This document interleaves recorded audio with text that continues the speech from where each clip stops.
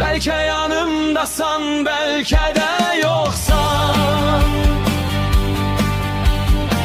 Her akşam, her seher hayalımdasan. Sen benim sevdiğim həmin adamsan.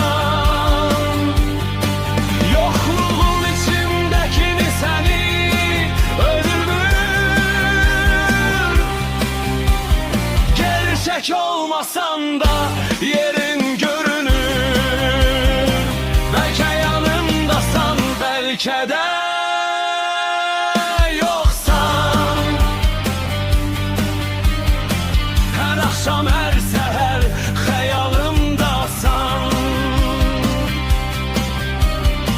Sen benim sevdiğim həmin adamsan. Yokluğun içindekini seni öldürür. Gerçek olmasan da yerin görünür.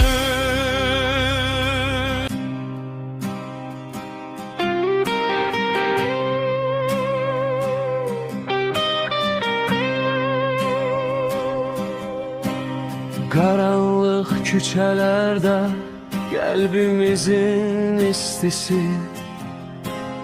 Tez tez bakardık, aya baktıkça hoşlanardık.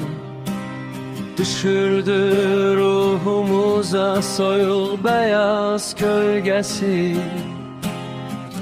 Tutuşup birbirine dünyadan ayrılardı. Dünyanın her rengini ben sana göstererdim. Eşk ile dalgalanan gemiler tek coşardı. Bir başka alemlerin tadından tattırardım. Serhoşluğun tadından doymayıp uçuşardı.